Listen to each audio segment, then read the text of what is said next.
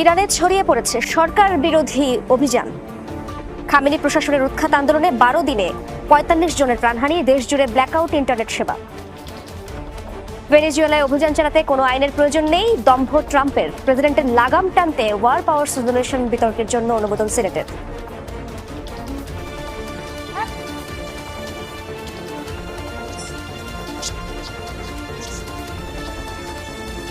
ইডির অভিযানের প্রতিবাদে অমিত শাহর বাড়ির সামনে বিক্ষোভ তৃণমূল এমপিদের।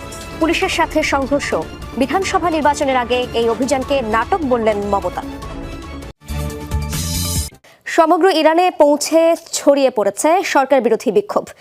৩১টি প্রদেশেই রাস্তায় নেমেছে 10 লাখের বেশি মানুষ। আয়াতুল্লাহ খামেনির প্রশাসনকে উৎখাত করে রাজতন্ত্র পুনঃপ্রতিষ্ঠা তাদের লক্ষ্য। নজিরবিহীন চাপের মুখে দেশ জুড়ে পুরোপুরি ইন্টারনেট বন্ধ রেখেছে প্রশাসন। বহির্বিশ্বের সাথে এক প্রকারের সংযোগ বিচ্ছিন্নই করেছে ইরান। 12 দিনের সহিংসতায় ৪৫ জনের প্রাণহানির খবর মিলেছে। প্রকাশ্যে সর্বোচ্চ নেতা আয়াতুল্লাহ খামেনির মৃত্যু চেয়ে স্লোগান দিচ্ছেন ইরানিরা। আগুন দেয়া হয়েছে রাজধানীর সরকারি স্থাপনায় জেনারেল কাসেম সোলাইমানির ব্যানারে।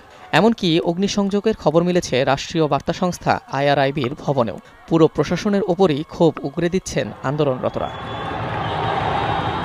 প্রায় 2 সপ্তাহের বিক্ষোভ, সহিংসতায় অগ্নিগর্ভ ইরান। সরকারি স্থাপনায় ভাঙচুর, আগুন, নিরাপত্তা কর্মীদের সাথে সংঘর্ষ ঘিরে রীতিমতো রণক্ষেত্র মধ্যপ্রাচ্যের প্রভাবশালী দেশটি। বৃহস্পতিবার রাতে সকল বাধা উপেক্ষা করে নির্বাসিত ক্রাউন প্রিন্সের ডাকে দেশজুড়ে রাস্তায় নামেন কয়েক লাখ মানুষ। প্রথমবার বিক্ষোভ ছড়িয়েছে ইসলামী বিপ্লবের জনক রুহুল্লাহ খোমেনির জন্মস্থান খোমেইন পবিত্র বিবেচিত তাবরিজ শহরেও। মানবাধিকার সংস্থাগুলোর তথ্য বলছে, ইরানের মোট 31 প্রদেশের সবগুলোই পৌঁছেছে সহিংসতার আঁচ। চাপের মুখে দেশজুড়ে ইন্টারনেট বন্ধ করে দিয়েছে কর্তৃপক্ষ। বেশ কিছু স্থানে বন্ধ টেলিযোগাযোগ ব্যবস্থাও। যে কোনো পরিস্থিতির জন্য প্রস্তুত। যুদ্ধ চাই না, কিন্তু এর জন্যও আমরা প্রস্তুত। আলোচনার জন্য তৈরি প্রশাসন। অবশ্যই সেটি পারস্পরিক স্বার্থ এবং শ্রদ্ধার ভিত্তিতে করতে হবে। এদিকে আন্দোলনকারীদের উপর নির্যাতন, সহিংসতা চালানোয় ইরানি প্রশাসনকে আবারও একহাত নিলেন মার্কিন প্রেসিডেন্ট। অনেক মানুষ বিক্ষোভ করছে, এমন ঘটনা কেউ কখনো দেখেনি। তারা সম্পূর্ণ নিরস্ত্র ও দেশকে ভালোবাসে। তারা কিছু একটা ঘটাতে চায়। ইরানকে সতর্ক করেছে, তারা যদি বিক্ষোভকারীদের সাথে খারাপ কিছু করে তাহলে খুব কঠোরভাবে আঘাত করবে যুক্তরাষ্ট্র। ডিসেম্বরের শেষ দিকে দ্রব্যমূল্যের ঊর্ধ্বগতি এবং মুদ্রাস্ফীতির জেরে বিক্ষোভ শুরু হয় ইরানে। নিরাপত্তা বাহিনী দমনের চেষ্টা করলে ক্রমেই তা ছড়িয়ে পড়ে দেশজুড়ে, রূপ নেয় সরকার বিরোধী আন্দোলনে। ভেনেজুয়েলায় ডোনাল্ড ট্রাম্পের সামরিক শক্তি প্রয়োগে লাগাম টানতে পদক্ষেপ নিল মার্কিন সিনেট। ওয়ার পাওয়ার রেজুলেশন নামে প্রস্তাব কংগ্রেসে বিতর্কের জন্য অনুমোদন দেওয়া হয়েছে। এদিকে নিউ ইয়র্ক টাইমসকে দেওয়া সাক্ষাৎকারে ট্রাম্প বলেছেন, সামরিক ক্ষমতা প্রয়োগের সিদ্ধান্ত নিতে তার আন্তর্জাতিক আইনের প্রয়োজন নেই। তবে আপাতত দ্বিতীয় দফায় হামলা চালানোর সিদ্ধান্ত বাতিল করেছেন বলে জানিয়েছেন তিনি। মাদুরোর পতনে দেশ জুড়ে অস্থিরতার মধ্যেই রাজনৈতিক বন্দীদের মুক্তি দিতে শুরু করেছে ভেনেজুয়েলার সরকার। ভেনেজুয়েলার সরকার পতনের ইচ্ছে নেই, বেশ কয়েকবারই এমন দাবি করেছিল ট্রাম্প প্রশাসন। অথচ দেখা গেল আকস্মিক অভিযান চালিয়ে দেশটির প্রেসিডেন্টকেই তুলে নিয়ে এসেছে মার্কিন বাহিনী। কংগ্রেসকে না জানিয়েই এই পদক্ষেপ নেয় বেশ বিতর্কের মুখে পড়েছেন ডোনাল্ড ট্রাম্প।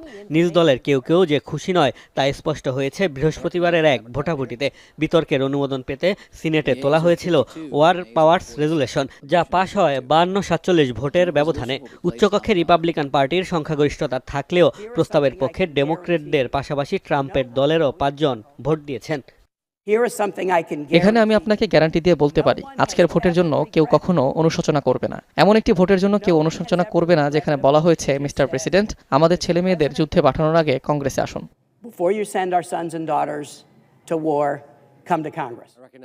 এই প্রস্তাব এখন বিতর্কের জন্য তোলা হবে কংগ্রেসের 2 কক্ষে। পাশ হলে স্বাক্ষরের জন্য পাঠানো হবে ট্রাম্পের টেবিলে। প্রেসিডেন্টের ভেটো ক্ষমতা থাকলেও সিনেট ও প্রতিনিধি পরিষদের 2/3 সদস্য সেই ভেটো বাতিল করতে পারেন।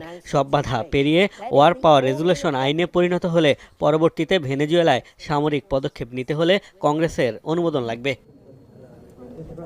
যেসব রিপাবলিকান আইন প্রণেতা প্রস্তাবের পক্ষে অবস্থান নিয়েছে তাদের তুলোধনা করেছেন ট্রাম্প। প্রেসিডেন্টের দাবি, জাতীয় নিরাপত্তাকে হুমকিতে ফেলার চেষ্টা চলছে। নিউ ইয়র্ক টাইমসকে দেয়া সাক্ষাৎকারে আন্তর্জাতিক আইনকে পাত্তা না দেওয়ার কথা জানান তিনি। নিজস্ব নৈতিকতার উপর নির্ভর করেই করণীয় ঠিক করেন বলে দাবি ট্রাম্পের। এদিকে শান্তি প্রক্রিয়ার অংশ হিসেবে দেশ বিদেশের রাজনৈতিক বন্দীদের মুক্তি দিতে শুরু করেছে ভেনেজুয়েলা সরকার। বিভিন্ন মানবাধিকার সংগঠনের দাবি, দেশটির কারাগারে রয়েছে ৮ শতাধিক রাজনৈতিক বন্দী। মিনেসোটায় অভিবাসন কর্মকর্তার গুলিতে এক নারী নিহতের ঘটনায় যুক্তরাষ্ট্র জুড়ে ছড়িয়ে পড়েছে ক্ষোভ। মিনিয়াপলিস ও নিউ ইয়র্কের ম্যানহাটনে শত শত মানুষ রাস্তায় নেমে আইস ভেঙে দেয়া ও বাজেট বাতিলের দাবিতে স্লোগান দেন। পরিস্থিতি নিয়ন্ত্রণে পুলিশ টিয়ার গ্যাস ছুড়লে কয়েকজন গ্রেপ্তারও হন। এদিকে আইসের পাশে থাকার ঘোষণা দিয়েছেন মার্কিন ভাইস প্রেসিডেন্ট জেডি ভ্যান্স।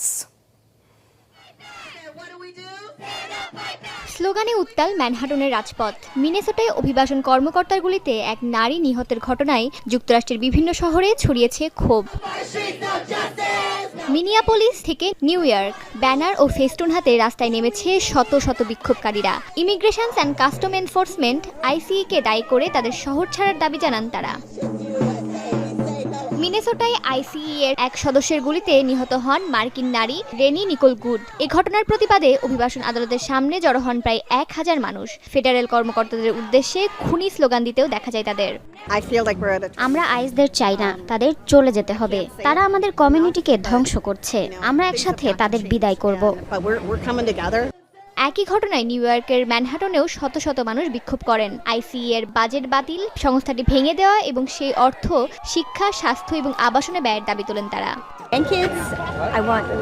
আমি মিনেসোটাকে আমার নাতি নাতনিদের জন্য আগের মতো জায়গায় ফিরিয়ে নিতে চাই। আমরা এখানকার মানুষ একে অপরকে ভালোবাসি। তারা মানুষকে গুম করছে, তারা আইন মানছে না। আইস এসে সবকিছু নষ্ট করে দিয়েছে। আমরা মিনিয়াপলিসে ভালো ছিলাম, সবকিছু দারুণ চলছিল এবং তারা এসে আমাদের জীবন নষ্ট করছে, পরিবারকে আলাদা করছে। পরিস্থিতি নিয়ন্ত্রণে পুলিশ টিয়ার শেল ও পিপার স্প্রে ছুড়লে বাড়ে উত্তেজনা। সংঘর্ষের মধ্যে গ্রেফতার করা হয় কয়েকজনকে। অবশ্য আইসিই এর পাশে থাকার ঘোষণা দিয়েছেন মার্কিন ভাইস প্রেসিডেন্ট জেডি ভ্যান্স। তার দাবি, নিহত নারী একটি বামপন্থী নেটওয়ার্কের সাথে যুক্ত ছিলেন এবং তার কর্মকাণ্ড এজেন্টদের কাজে বাধা সৃষ্টি করছিল। ভ্যান্স আরও বলেন, 6 মাস আগে ওই নারী সংশ্লিষ্ট এজেন্টকে গাড়ি দিয়ে আঘাত করেছিল। প্রেসিডেন্ট আইসের সাথে আছেন, আমিও আইসের সাথে আছি। নিহত নারী একটি বামপন্থী নেটওয়ার্কের সাথে যুক্ত ছিল। আইসের সদস্যকে সে তার গাড়ি দিয়ে আঘাত করার চেষ্টা করছিলেন। তিনি পাল্টা গুলি চালিয়ে নিজেকে রক্ষা করেছেন। মিনেসোটার এই ঘটনার জেরে আইসিই ঘিরে বিতর্ক আরও তীব্র হচ্ছে। বাড়ছে কেন্দ্রীয় সরকারের ওপর চাপ। লেবাননে ইসরায়েলি হামলা, হিজবুল্লাহ 2 সদস্য নিহত, উত্তেজনা আবার বাড়ল।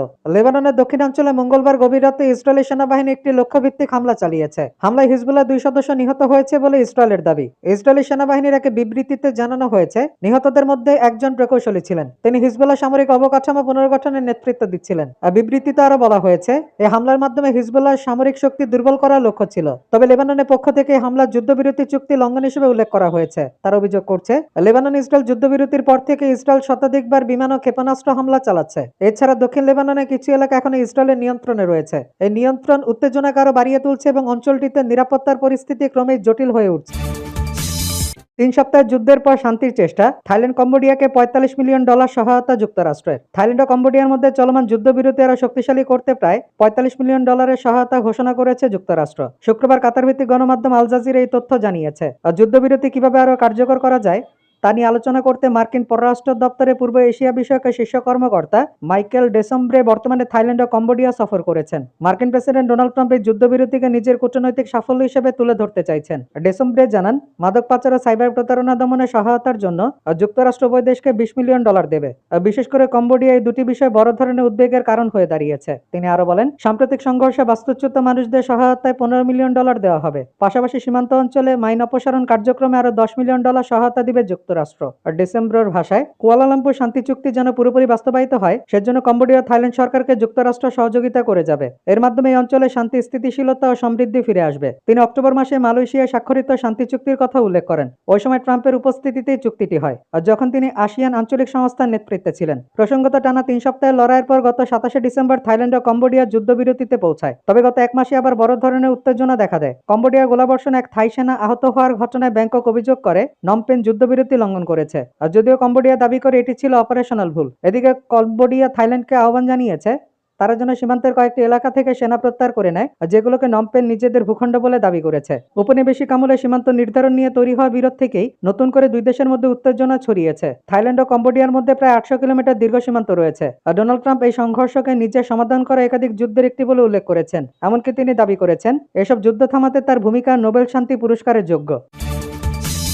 ভেনেজুয়েলার নোংরা তেল দখল ট্রাম্পের চোখে, বিশেষজ্ঞরা সতর্ক করলেন জলবায়ু বিপদ। যুক্তরাষ্ট্রের প্রেসিডেন্ট ডোনাল্ড ট্রাম্প ভেনেজুয়েলার প্রেসিডেন্ট নিকোলাস মাদুরোকে আটক করার পর দেশটির বিশাল তেল ভান্ডারের উপর দখল নিয়েছেন। এই পদক্ষেপের মাধ্যমে তিনি তার পরিচিত ড্রিল বেবি ড্রিল নীতি বৈশ্বিক পর্যায়ে বিস্তৃত করার চেষ্টা করছেন। ট্রাম্পের পরিকল্পনা অনুযায়ী ভেনেজুয়েলায় তেল উৎপাদন বাড়ালে অর্থনৈতিক দিক থেকে কিছু সুবিধা হলেও বিশেষজ্ঞরা সতর্ক করেছেন এটি জলবায়ুর জন্য মারাত্মক ক্ষতিকর হতে পারে। ট্রাম্পের প্রশাসন ইতোমধ্যে যুক্তরাষ্ট্রে তেল ও গ্যাস উৎপাদন বাড়ানোর দিকে নজর দিয়েছে। এবার তার লক্ষ্য ভেনেজুয়েলা বিশ্বের সবচেয়ে বড় তেল ভান্ডার, যার প্রায় 300 বিলিয়ন ব্যারেল তেল রয়েছে। বিশেষজ্ঞদের মতে দৈনিক প্রায় 1.5 মিলিয়ন ব্যারেল তেল উৎপাদন বাড়ালেও বছরে প্রায় 55 কোটি টন কার্বন ডাই অক্সাইড বাতাসে ছড়াবে। এটি যুক্তরাজ্য ও ব্রাজিলের বার্ষিক নিঃসরণের চেয়ে অনেক বেশি। ভেনেজুয়েলা অতিরিক্ত ভারী তেল উচ্চ কার্বন সমৃদ্ধ প্রকৃতি পরিবেশের জন্য মারাত্মক ক্ষতিকর। এমআইটির বিশেষজ্ঞ জন স্টারম্যান বলেছেন, যদি প্রতিদিন মিলিয়ন মিলিয়ন ব্যারেল নতুন তেল উৎপাদিত হয় তা বাতাসে অতিরিক্ত কার্বন নিঃসরণ করবে এবং পৃথিবী তা সহ্য করতে পারবে না। সবাই হারে, ভেনেজুয়েলা সহ। বিশেষজ্ঞরা সতর্ক করেছেন ট্রাম্পের নীতি কেবল তেল কোম্পানিগুলোর মুনাফার জন্য নয়, এটি বৈশ্বিক জলবায়ু পরিবর্তনের খারাপ প্রভাবকে আরও ত্বরান্বিত করতে পারে। উৎপাদন বাড়ালে নবায়নযোগ্য শক্তির ব্যবহার ধীর হবে এবং বৈদ্যুতিক যানবাহনের অগ্রগতি কমে যাবে। অর্থনৈতিক দিক থেকেও চ্যালেঞ্জ রয়েছে। তেল উৎপাদন বাড়াতে প্রয়োজনীয় অবকাঠামো নির্মাণ ও সংস্কারে ব্যাপক ব্যয় লাগবে। একক প্রতিষ্ঠানও দ্রুত বিনিয়োগ করতে নারাজ। ভেনেজুয়েলা উৎপাদন পুনরায় 1970-এর দশকের শীর্ষ পর্যায়ে ফিরতে প্রচুর অর্থ ও সময় লাগবে। বিশেষজ্ঞরা সতর্ক করেছেন অল্প মেয়াদে অর্থনৈতিক লাভ থাকলেও জলবায়ু পরিবেশের ক্ষতিটা ছাপিয়ে যাবে। ট্রাম্পের পদক্ষেপ ও তেল নীতি আন্তর্জাতিক রাজনৈতিক ও পরিবেশগত অস্থিরতা বাড়াচ্ছে। তারা বলছেন যুক্তরাষ্ট্র লাতিন আমেরিকাকে শুধুমাত্র তেলের উৎস হিসেবে দেখা